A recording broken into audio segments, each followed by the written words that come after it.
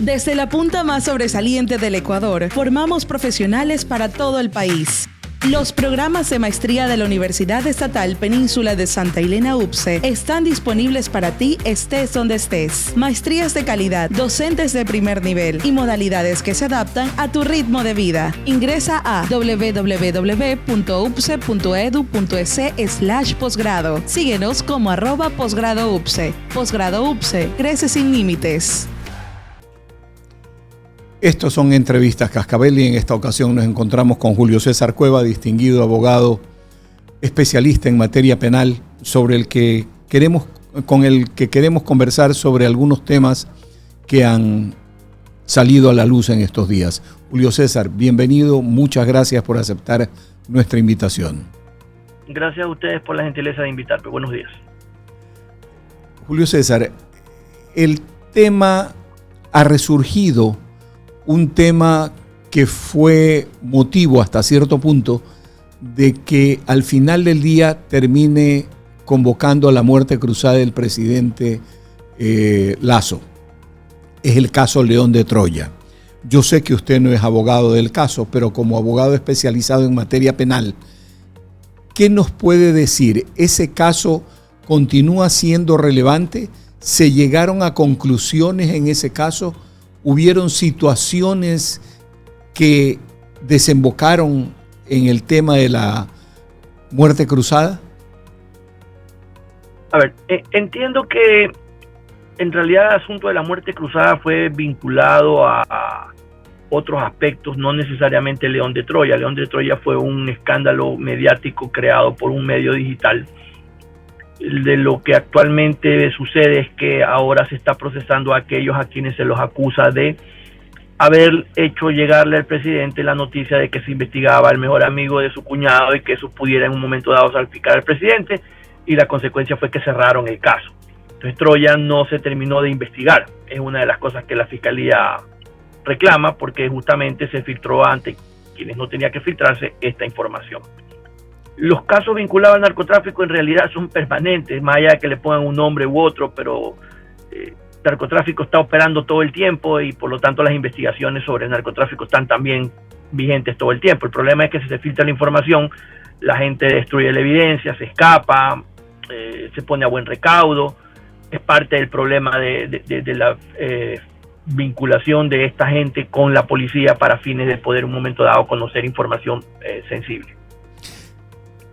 Esto destapa un hecho real de que hay fuentes policiales, fuentes de poder que alertan al narcotráfico.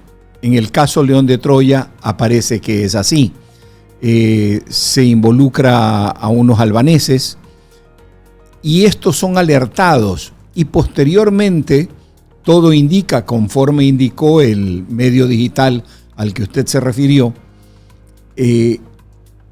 que incluso podrían haber recibido una suerte de protección desde el poder. ¿Cómo hacer precisamente para que no ocurra eso? ¿De qué manera deberían de estructurarse las acciones policiales para que no pueda ocurrir este tipo de cosas? El problema es que en nuestro país estamos muy acostumbrados todavía al palanqueo, al compadrazgo, al cacicazgo. No se entiende claramente lo que es la independencia. El policía piensa que es empleado del que tiene rango más alto, que la mejor manera de ascender es lamiendo botas. Esa es la verdad. Entonces, claro, buscan es a alguien que los pueda ayudar a mantenerse. Y eso funciona también en la milicia, por si acaso. Funciona en la política también. El funcionario que está dispuesto a hacer de lado la Constitución y la ley mientras él tenga protección, lo vemos a nivel de la judicatura, es un tema de idiosincrasia, desgraciadamente. El seguir pensando que yo le tengo que rendir pleitesía a alguien, que necesito protección de alguien, cuando en realidad lo único que necesitan es la protección de la Constitución y la ley. Entonces, eso es lo que ha permitido que las instituciones puedan ser fácil presa de quienes estén dispuestos a pagar para tener información o para tener impunidad. El caso León de Troya que usted indicó que no había sido cerrado, y al hablar también de que los casos de narcotráfico son permanentes, Si en este momento se reabre el caso o se retoma el caso a nivel de investigación policial, ¿puede dar resultados judiciales o de alguna manera pueden operar la caducidad, la prescripción, etcétera? Habría que ver el delito en qué fecha se comete, no tengo ese dato, pero estos delitos de narcotráfico tienen fechas de caducidad bastante amplias. Probablemente no ha caducado, no ha prescrito el ejercicio de la acción penal y la Fiscalía pudiera retomarlo. Algo que después de lo que ha sucedido con la divulgación no nos vamos a enterar. Probablemente mientras estemos conversando la investigación ya se ha reabierto, ¿verdad? La pregunta es, ¿a estas alturas del partido va a tener éxito la Fiscalía? Probablemente no. Los albaneses involucrados aparentemente, uno está, pero entiendo que ese está en Dubái, en Abu Dhabi, está detenido, pedido por otro caso. La evidencia, ¿dónde la va a encontrar? Si ya después de tantos años la evidencia desaparece, los testigos están muertos, han olvidado, han desaparecido, no sabe dónde están. Entonces el tema del tiempo sí es importante para poder llegar a tener éxito. Probablemente reabrirlo fuera simplemente una declaratoria más política que de investigación, porque no creo que se llegue lejos por ahí. Pero ojo, León de Troya es el nombre del caso, pero la mafia albanesa sigue operando en el Ecuador, como otras tantas mafias. Por lo tanto, a futuro pudieran haber casos nuevos sobre nuevas contaminaciones, nuevos intentos o nuevos casos de tráfico. De tal manera, como lo decía al principio, las investigaciones de este tipo de delitos son constantes porque la operación nunca se paraliza. Como abogado en ejercicio de la profesión, nos acabamos de encontrar con otro caso. Se acusa, se dice, no sé si maldicentemente, que la esposa del presidente del Consejo de la Judicatura ha ejercido la profesión y ha defendido a personas ligadas al narcotráfico y al lavado de activos. ¿Eso de qué manera jurídicamente, judicialmente, afecta al presidente del Consejo de la Judicatura? A ver, no se puede, hay unas reglas de Tokio sobre el tema de la actuación de los abogados que dicen que no se pueden vincular, ni discriminar, ni nada por el estilo a un abogado por los casos que lleva. Yo estoy de acuerdo con eso. Pero la esposa del César también debe, la mujer del César no solo debe ser, sino también parecer. Y si usted se ha dedicado a esa línea, porque hay abogados que se dedican a divorcios, abogados que se dedican a delitos económicos, hay abogados que se dedican específicamente a defender delincuencia organizada, delincuencia criminal y narcotráfico, si usted se dedica a eso, usted no puede pues estar vinculada de ninguna forma a quienes tienen que administrar justicia, ¿verdad? En ese caso más bien el problema sería el señor Godoy, porque ella pues ella no tiene un cargo público, el que aspiraba al cargo público era él, pero si él pretendía casarse con alguien o tener una relación con alguien que defendía este tipo de casos, más allá de que a él también los ha defendido, lo menos que tenía que hacer era no aceptar el cargo en lugar de promocionarse para ello. Porque no nos olvidemos que el país ha estado luchando los últimos meses por tener un reglamento para fiscal general que impida justamente que estas personas puedan llegar a ser fiscal general. Pero ¿de qué le sirve pues si el Consejo de la Judicatura está contaminado con esto? ¿Verdad? Porque al final del camino el fiscal puede hacer un muy buen trabajo siendo independiente. Acusa un poco de narcotraficantes.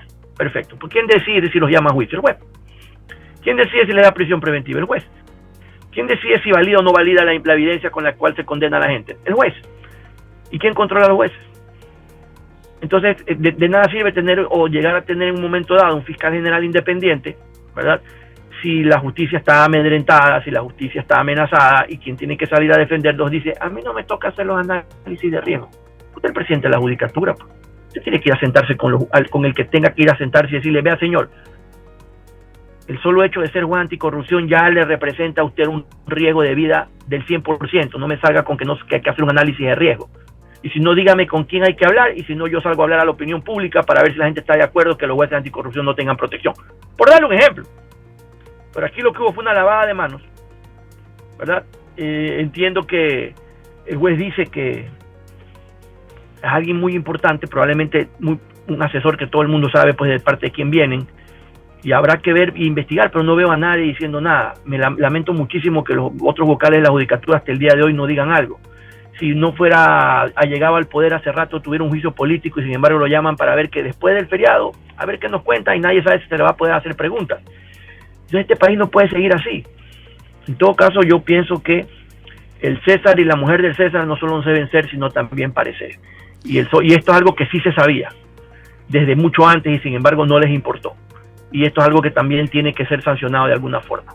Entonces ahí se involucra una responsabilidad adicional, la de quienes lo nombraron. Esto es Sí, señor. el Consejo de Participación Ciudadana y Control Social.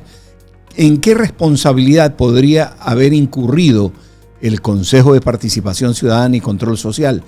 ¿Debe de llamarlos el Congreso? ¿Debe de llamarlos la Asamblea también? Porque aquí se da una responsabilidad de origen y una responsabilidad final. Sí, por supuesto, pero no solamente eso, ya también el que hizo la terna, pues. Que yo veo que quien hizo la terna sale a decir, respaldamos la independencia de la función judicial, pero si al hombre que están acusando lo puso usted, pues, si usted es el que manda la terna. Es la terna de la Corte Nacional de Justicia, de ahí sale por ley el presidente del Consejo de la Judicatura. Entonces, con un comunicado respaldamos al juez y respaldámosle, pero si usted puso al que está generando todo el problema. Y el Consejo de Participación Ciudadana tenían potestad para nombrarlo a usted, le correspondía nombrar, ¿a quién le correspondía nombrarlo? Ahora, el Consejo de Participación Ciudadana podía haber rechazado esa terna. Sí, claro, por supuesto, pero más allá de rechazar la terna, podía haber escogido a alguien con un mejor perfil. De hecho, no se olvide usted que en el caso del señor Godoy entiendo que hubo una persona designada primero y hubo un partido político que movió cielo y tierra para tirar abajo esa designación y después ponerlo al señor Godoy, con votos del gobierno actual. Pero nadie dice nada al respecto, nadie asume la responsabilidad. Y cuando esperamos que haya una reacción contundente de la Asamblea, por lo menos iniciando un proceso político, lo vamos a llamar después del feriado para ver qué nos cuenta. Le van a hacer preguntas, nadie sabe. Y esto porque la gente protestó, porque usted recordará que el primer comunicado de la Asamblea no tenía ni siquiera día y hora. O sea, era para el olvido. No le extraña a usted que finalmente no pase nada. Entonces la pregunta es operador político, pero claro, también se sospecha que tiene algún vínculo con esta persona, porque eso es lo que el país está reclamando. Son las respuestas que se piden, porque entonces ¿de qué lucha contra el narcotráfico estamos hablando? Claro. Julio César, entonces nos encontramos con que después de haber transitado algunas cosas y muchas capturas de algunas toneladas, llegamos a que el fondo del problema, esto es corte, sancionadores, jueces, quienes nombran a jueces, etcétera, todo está en menos cero. ¿Qué debemos de hacer?